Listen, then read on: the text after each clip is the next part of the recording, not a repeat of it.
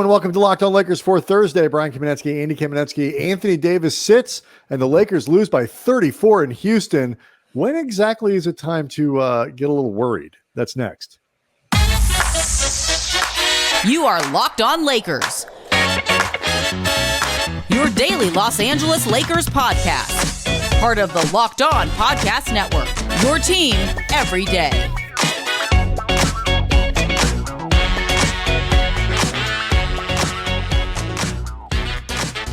Thanks to everybody for making Locked On Lakers your first listen of every day, Monday through Friday, no matter how or where you get your podcasts. Always free, never behind a paywall. Locked On Lakers on YouTube. So where you can go to hang out with over 21,500 subscribers to the channel, all of whom are starting to get a little freaked out, Andy, after the Lakers lose by 34 in Houston, 128-94, the final score there. Anthony Davis doesn't play.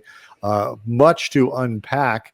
And we will do that as soon as we let you know that today's episode is brought to you by Jace Medical.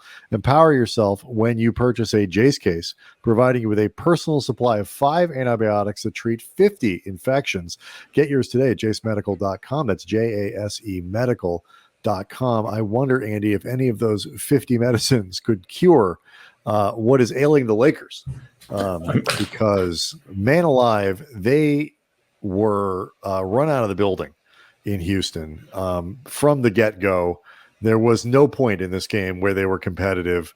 No Anthony Davis, Jared Vanderbilt still out, Gabe Vincent still out, and Jackson Hayes still out. The game. Yes, they looked awful.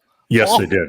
Yes, they did. I have a sneaking suspicion I'm neither a doctor nor an NBA trainer, but I have a feeling what ails them right now cannot be cured by antibiotics, with all due respect to the good folks over at Jace Medical. A Z-Pack isn't going to take care of this? There's absolutely nothing in that case that's going to fix what's going on right now. That pink medicine they give every kid whenever they have any kind of problem. No, you cannot rub some tussin on whatever's going on with the Lakers right now.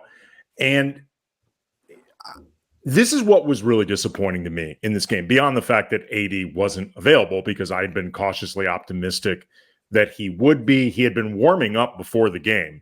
So I do think there was a legitimate chance of him playing. Hopefully that goes from legitimate chance to actual chance come Friday versus Phoenix, because they really need him back, and not just because they presumably want to win the midseason tournament, which begins for the Lakers on Friday. They clearly need AD back. They need a lot of dudes back. But what really disappointed me in this game, I can accept the idea of them losing because they are undermanned, as we told everybody heading into this game. Houston ain't going to win a title this year, but they're not a joke either. No, this is the 4th straight win. They're 4-3, 4 in a row. But I thought from start to at least finish, when it came to the Lakers in the rotation, I thought the effort and the urgency and the energy in this game sucked. I thought it was bad from start to finish with the guys that matter. I will give the exception award to Rui Hachimura, who returned in this game from a concussion. And if you're looking for positives, Rui didn't just play well. He looked like a guy looking to make up for lost time for when he was off the court. He was really lively. He played very well. D'Lo had a good third quarter, but overall, I thought team-wide they played. It's not just that they played badly. They played like a team that looked like they didn't want to be there, and that's inexcusable. It just is. Yeah, I mean, I one of the reasons that Hachimura looked so much better is one of the only guys who could hit a shot. I mean, D'Lo finished 9 of 18 from the floor, but as you mentioned, Andy, most of that was in the third quarter. Yeah. And so, I think he had 12 in the third, so obviously high efficiency third quarter. Reaves just missed everything. LeBron wasn't great. Christian Wood, and we had talked about, there's just a lot too. Wood, we had spent a lot of time saying, these games where Anthony Davis doesn't play, this is where, you want a guy like Christian Wood, because obviously you don't expect an Anthony Davis level of defense. And they did not get that. The Lakers surrendered 100 points by the end of the third. So very bad, very, very bad. But like you say, well, okay, you have Wood, you have that 20 point a night guy who can step in, and Wood has played very well to this point in the season. He did not play well on Wednesday. No points, 4 rebounds, 1 assist. Andy, he only took 1 shot. And I don't know if that's a function of them just being, it's another group of players that hasn't really played a lot together, whatever it might be. But, we want you to be doing the little things, Christian Wood, too, but you got to put up more than 1 shot on a night where Anthony Davis doesn't play.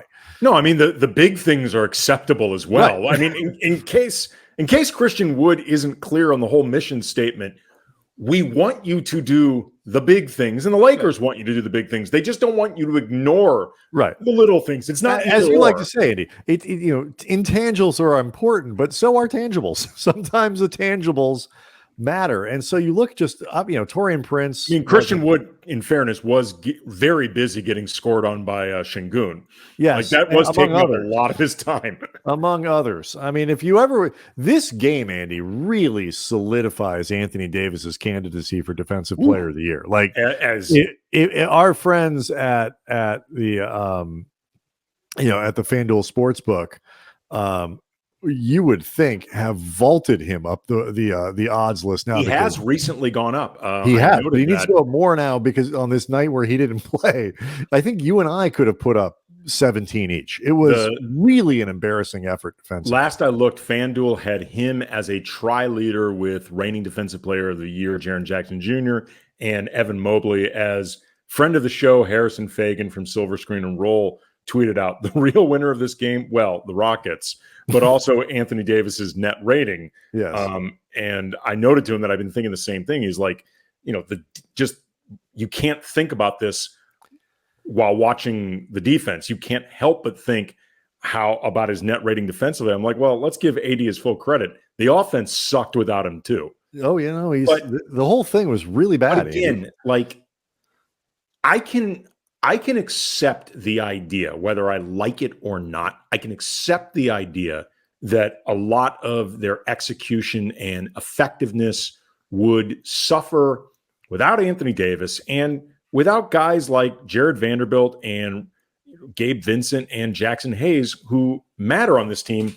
Vanderbilt and Hayes, especially when you don't have Anthony Davis. But the way they approach this game, their collective body language, their collective energy, the collective urgency, like the fact that they are missing talent is not a reason that you keep getting crushed on 50-50 balls. That's you. That has nothing to do with the talent that you are missing on the floor.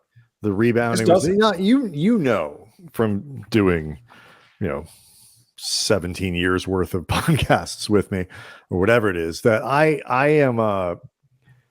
often will say that, sometimes flatness, what looks like lack of effort, what looks like lack of urgency and energy can be related to shots aren't going down. Like when you keep missing, it sucks the air out of the balloon and all that kind of stuff. You've heard me say that. Yeah. And I think it is often very true.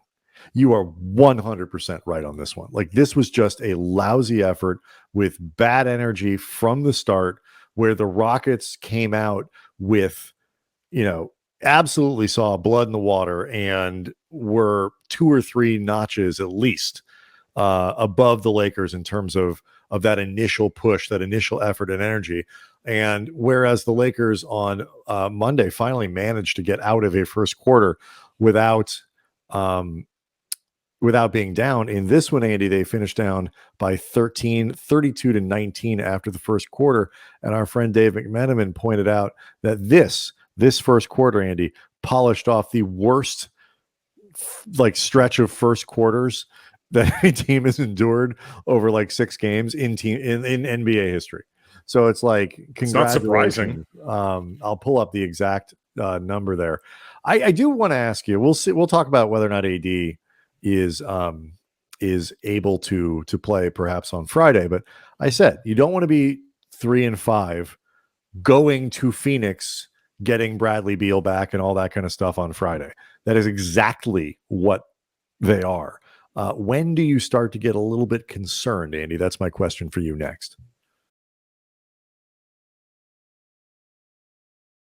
Locked On Lakers is brought to you by eBay Motors and our partners at eBay Motors. They have teamed up with Locked On Fantasy Basketball host Josh Lloyd to bring you some of the best fantasy picks each week, all season long. Whether you're prepping for a daily draft or scouting the waiver wire, every week we are going to provide you players guaranteed to fit on your roster. So let's see who Josh picked out for this week's eBay's Guaranteed Fit Fantasy Pick of the Week, among others. Dylan Brooks, who we saw tonight, he is more than just a professional villain who pokes bears, but also misunderstood by the media. He has been so far a great fantasy play. Shooting numbers, not sustainable for an entire season. Frankly, we're not sustainable for this game that we just saw, but they are great for now. Ime Udoka is giving him a lot of minutes. He racks up steals, and since there's no fantasy penalty for fouls, he is a great pick. Josh Lloyd from Locked On Fantasy Basketball is going to help you win your fantasy championship. And eBay Motors knows a championship team is about each player being a perfect fit. Same with your vehicles. There is nothing worse than having your car break down in real time. True story. Brian will remember this. I once had to pull over on the way to the dealership to trade in the car that I was getting rid of. The engine caught on fire, and well, you can't drive that way. And you know what would have been really handy? Better stuff in my car from eBay Motors.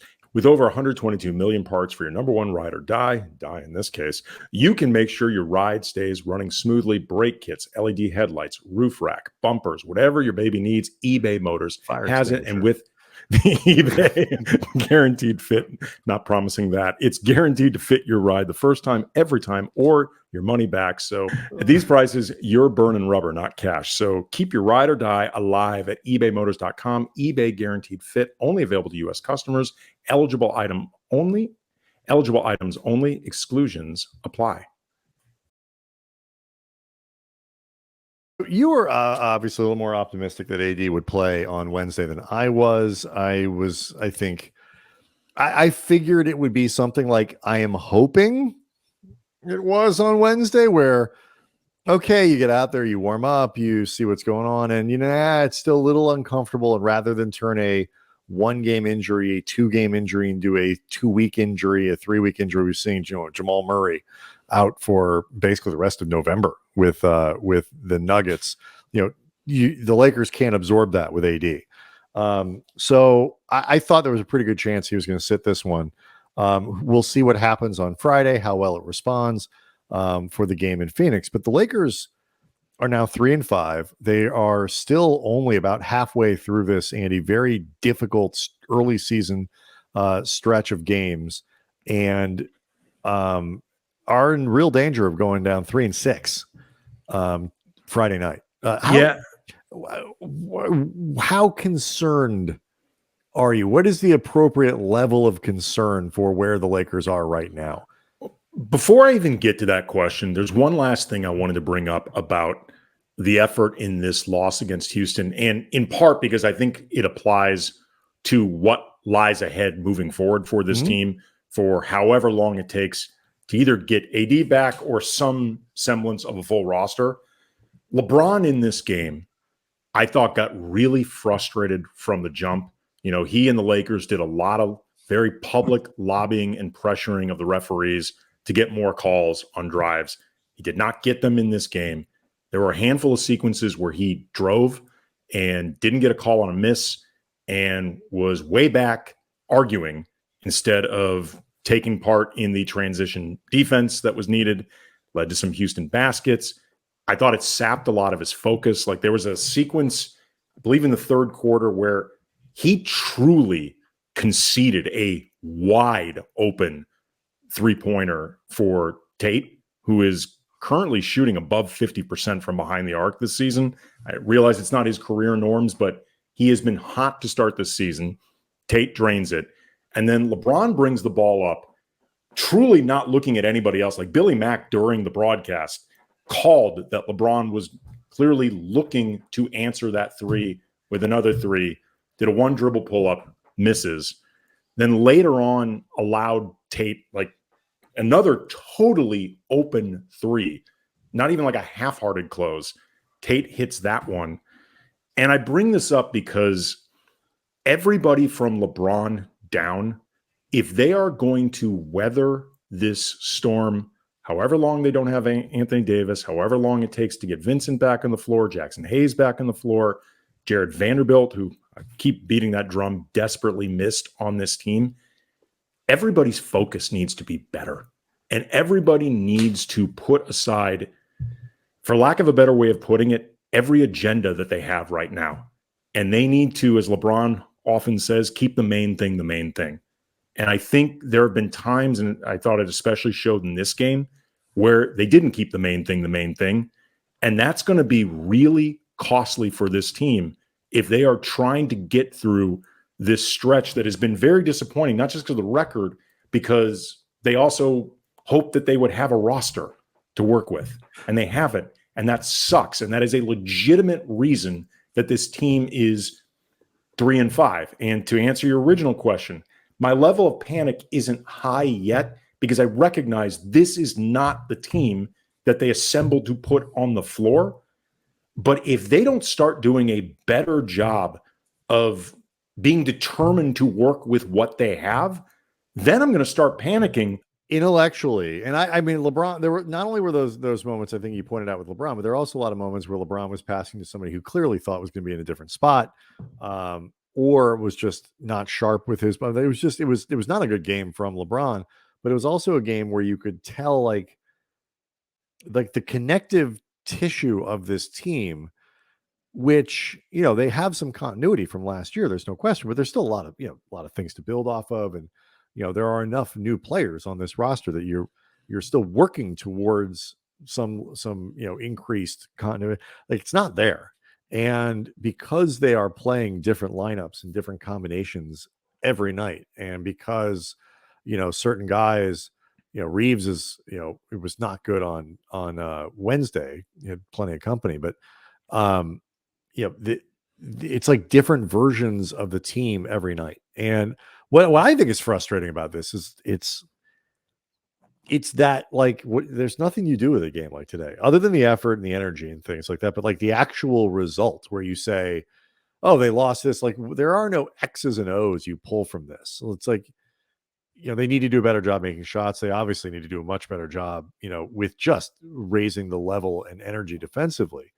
But it's not like it's not the kind of instructive game where you can take a lot of lessons from it. And the problem with this season to this point is that most of the games have been like that. Not whether the Lakers win or lose or whatever, in terms of really trying to figure out where they are and what they are. You know, we're 8 games in, and it's difficult to get a beat on that because they just haven't been able to play with continuity. And that is part of the concern, because even if you can intellectualize like the record, and at some point it doesn't matter. Like you are, if injuries cause you to be 3-6, 3-7, 4-8, 5-11, or whatever it turns out they are, unless they can turn it around, it doesn't matter if I can tell you exactly why that happened. You're still 6 games under 500, or 4 games under 500, or 5, and have to pull your way out of that in a very difficult Western Conference. And even if you're able to do that, the amount of energy that it takes to catch Denver, to catch a Dallas team that has been quite good to start the season, and Golden State looks excellent. Minnesota's looking really good early. You know, you've got Oklahoma City, and Phoenix is gonna, you know, get guys back, and the Pelicans. Like, it's team after team after team after team, and to put yourself in a position where you have to make up significant ground on good teams is just not enviable. And I haven't even mentioned Sacramento and even maybe Memphis, who have the potential to kind of do the same thing, because the talent level on those teams is. The league and the conference did the Lakers a tremendous service last year, and it is not going. The conference is not going to repeat that this year. It is too good. You know, even the terrible teams in the conference aren't terrible enough to be relied on to roll over when you need him to. It's just it can get uncomfortable fast. Yeah. And I don't want to do what we did last year. That wasn't fun. I didn't enjoy that. They need AD back. Talk about that. They need Anthony Davis back pronto, and we will explain the particulars with that coming up next. Locked On Lakers is brought to you by Jace Medical, and we spend a lot of time with you, our Locked On Lakers familia, celebrating the wins, lamenting the losses, debating the starting lineup or whether a certain 3-guard lineup makes sense. It's awesome to have this type of connection with you, hopefully remove some of the stress in your lives, but we can also offer some advice for the stress. And whether you're on extended travel, bracing for a major weather event, limited by another supply shortage, you have to be able to expect the unexpected and be covered, friendos. Thanks to our partners at Jace Medical, life-saving antibiotics and a long list of daily medications can be ordered in a 1-year supply. Even ED generics for Cialis, Viagra, and Revatio prescriptions. Jace Medical now allows you to customize your Jace case with dozens of add-on medications for your family needs. Go online right now to jacemedical.com to receive your 12-month supply on your daily medications. Remember to use the promo code LOCKEDON at the checkout for a $20 discount as well. Again, JASEmedical.com.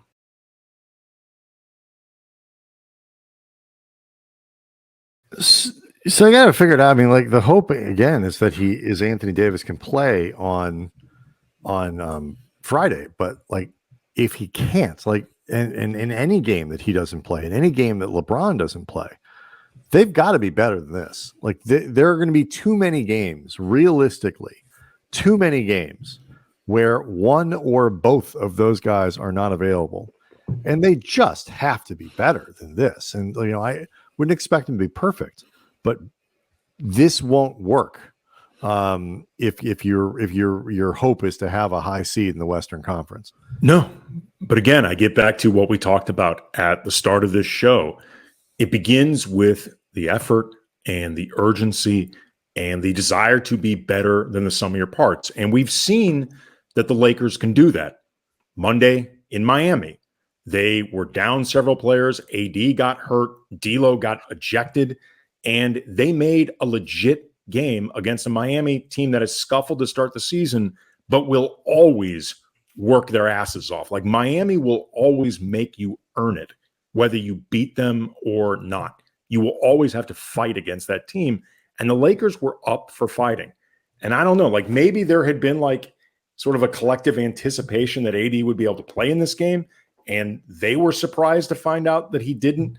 And that let the wind out of the sails a little bit, or just felt like, damn it, we gotta do this. Like, we gotta do this. I mean, like, whatever it was. I mean, this is a team that their 3 wins have all been comebacks. Like, we've seen this team fight, and we've seen them fight as a hallmark under Darvin Ham. Like, I don't care if you think he is a great coach or Darvin's scam. The one thing we can all agree on is, under his leadership, more often than not, they have fought. Like, that's been a hallmark of this team in this Darvin Ham era. And that was not on display tonight. And that's the part that A, is inexcusable, but B, has to change if you're going to weather what is going on for the Lakers right now. That is fundamentally where it begins. And the parts have to be better. Like, while I understand and don't disagree with sort of the framing of, be better than the sum of your parts, the parts are supposed to be better. But that's also the part that they can't control for the time being. No, but D'Angelo Russell, the whole team sucked in the first half. So, I mean, I'm going to name names, but like, and D'Lo has actually, I think, been one of their better players over the course of 8 games. Not perfect, shouldn't have gotten thrown out of the game the other night, was bad in this game, had company. But D'Lo has to, guys need to elevate a little bit. Austin Reaves can't go back to what he was at the beginning of the season. Like, obviously when you're missing players, you're right. You do have to kind of Voltron it together in ways where you are kind of something bigger than the sum of the parts, because the rotation doesn't look the way it's supposed to. You can't say, well, this guy's supposed to do this when you're missing 4 dudes who are supposed to be playing. In some nights 5 guys who are supposed to be playing, or fewer, but one of them is Anthony Davis, or all of that stuff. But the parts need to be better. Prince needs to be a little bit better. He's not been particularly good since coming back from his injury. When at some point we're gonna get a feel for whether or not the Lakers' depth really is as good as we thought it was coming into the season. We can't do that until actually guys are back on the floor. I completely understand that, but I can understand also too why fans are starting to get more concerned. And Wood sucked on Wednesday, but has actually overall been pretty good over the course of the season. They just haven't been able to put anything together at the same time. It's sort of like different guys are on their sort of different curves and different flows. And then when it's clicking for one guy, and it was clicking for Hachimura on Wednesday, which is great because he wasn't great before the concussion. He needed to find a really good rhythm, and he was fantastic on he actually on Wednesday. Played pretty well in the game that he got a concussion in. He did. He was on. It looked like he was on his way. That was sort of like where it would look like he might be able to go out and do some stuff, and turn the corner. And in some ways, the blowout allowed him to kind of keep maybe doing things that he might not have been able to do. He could really, who cares? It was not an accident that Darvin kept him in the game after the rest of the starters were out. Go get a bucket, Rui. Go get 10 buckets. Keep getting rhythm. Keep working on it. Keep get back. And so Smart. there is a little bit of benefit to that. But when he's up, the rest of the team is down. And Reaves was down when other guys were playing well and they couldn't get it. Reaves comes back up a little bit and other guys are down. It's like they just can't, or literally not in the lineup to be able to be up or down. And so I think what is frustrating to Lakers fans, and certainly frustrating to me, is you're so rightly so much anticipation about what this roster and what this team could do. And I feel like for the first 8 games of the season, we're essentially having the conversations that we've had over the last couple seasons, where the season can't start until Trevor Ariza comes back. And that became kind of a joke. But in this particular case, it legitimately is difficult to figure out, are they as good or better or worse than we thought? Because Vanderbilt hasn't played. Vincent really hasn't played. Hachimura basically has missed half the season. AD missed a game and a half. It's like it, and that's the frustrating part is we've done this before, where you watch games like this and you're like, there isn't anything to take away from it. We need our players back. Yeah. I mean, again, the one thing I would say that is a takeaway from this game is you have to want to overcome it more. That is my takeaway from this game, is the cards they were dealt sucked, but you have to want to try to play them. It is not going to get easier. The Lakers go from here to Phoenix on Friday. They play at home on Sunday versus a Portland team that is not good, but is not the Wizards, who, by the way, did manage to win another game, but look like one of the worst basketball teams I've ever seen. They are terrible. Then they get Memphis, who I understand they are at the bottom of the conference. They got off to a terrible start. There's still a lot of, still some players on that team. You get Sacramento, who are good. Portland again, a Houston team that just beat you by 600 points.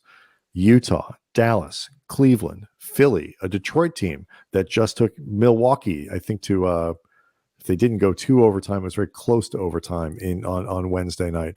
The Pistons, have some players. Like, it's just not going to be easy. Oklahoma City, Houston again, Dallas, San Antonio. I'm not calling Friday a must win, Andy, and we'll talk about this more for Thursday's show. But the hole can't get much deeper than it is now. Not if finishing in near the top, the top half of the conference is a goal. If not must win, highly recommend win. I would very much recommend that they win on Friday, very strongly. Locked On Lakers on YouTube is where you can go to see the show, hang out with over 21,500 frustrated Lakers fans. Leave us questions, leave us comments, particularly where you think the team is right now, what the problems are. If you see something that goes beyond the injuries and the lack of ability to get a coherent lineup on the floor, we can use a lot of that stuff for tomorrow's show. Leave us your questions, leave us your comments. We'll see everybody on Friday.